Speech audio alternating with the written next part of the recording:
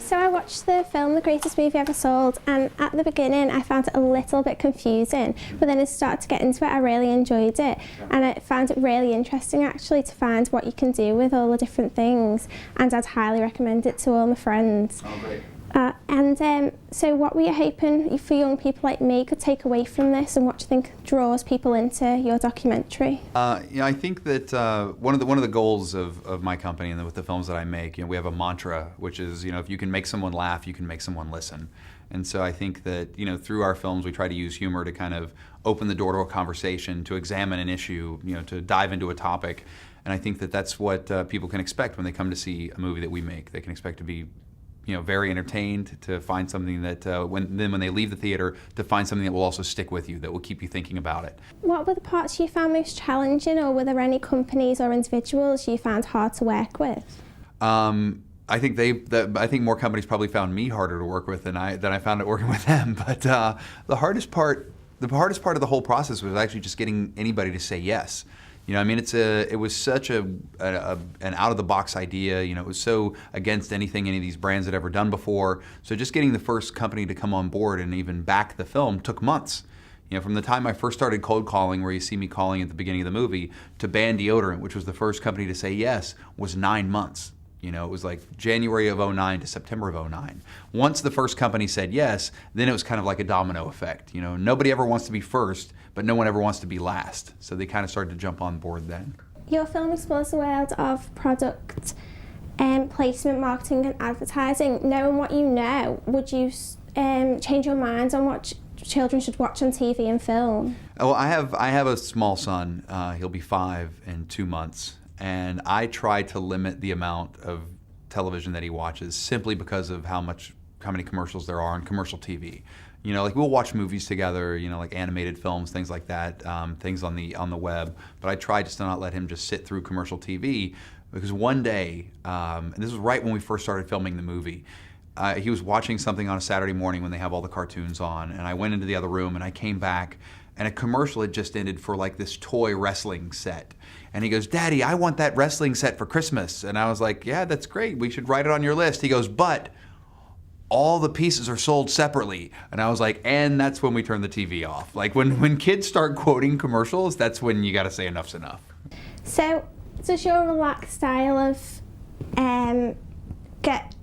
interviewing help you get more information out of them? Would you give us any tips on what you do? I think that I try not to go into any interview being really confrontational and yelling at someone. I think that the minute you do that you put a wall up between you and the person you're talking to.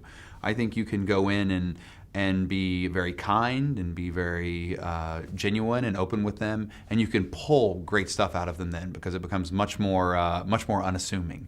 And when people kind of open their door to you, then I think that's when you can sneak around and get information that they may not have been willing to give you in the beginning. What was it like being the director, producer, writer and star of the documentary, and which role did you prefer?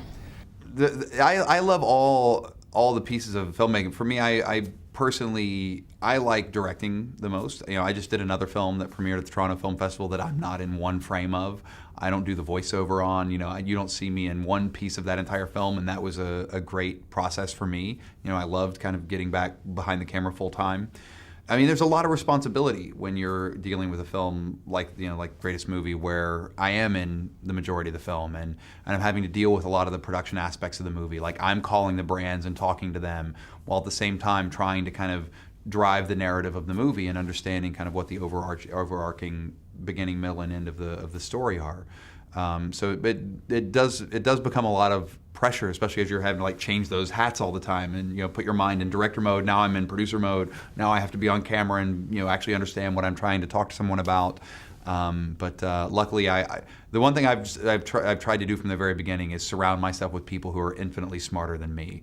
So my co-producers, Jeremy Chilnick and Abby Hurowitz, my co-writer Jeremy Chilnick, who he and I have worked together now for about 6 years.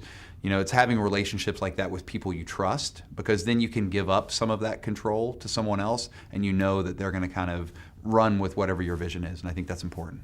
What was more scary, do you think, the screening of your first film or your first brand pitch?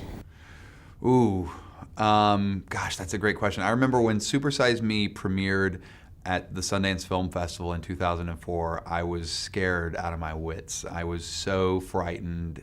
Here we were at the biggest stage. I just got chills thinking about it just now, so I think that's got to be the scariest thing. I mean, when the lights went down, and here you are in a place where literally you are on the ultimate stage for independent film, and here we are with our first film, my first film. And you're putting yourself out there to be judged, to be critiqued, and literally to be torn apart. Like, you're being thrown into the wolves at that moment, and you don't know what's going to happen. And it's at that moment right before the film starts where every hope, every dream, every ideal that you have for that movie is still there, you know, before it kind of goes into the movie. And it's a tense moment. Will you be using product placement in any future projects, do you think?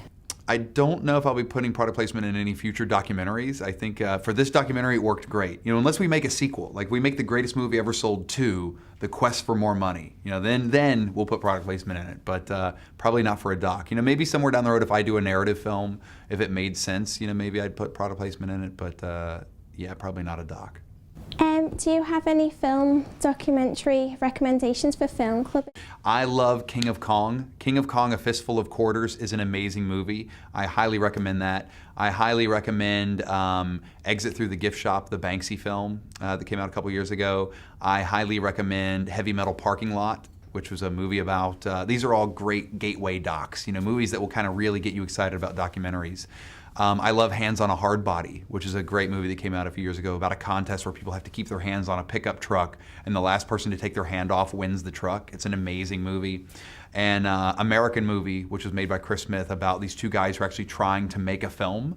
It's an amazing documentary. So those are my tips. What subject is next up for the Morgan Spurlock treatment? The next film, which we just had premiere at the Toronto Film Festival, is a movie called Comic-Con Episode 4, A Fan's Hope, where we explore the cultural phenomenon and impact of the world's biggest comic book convention, which happens every July in San Diego.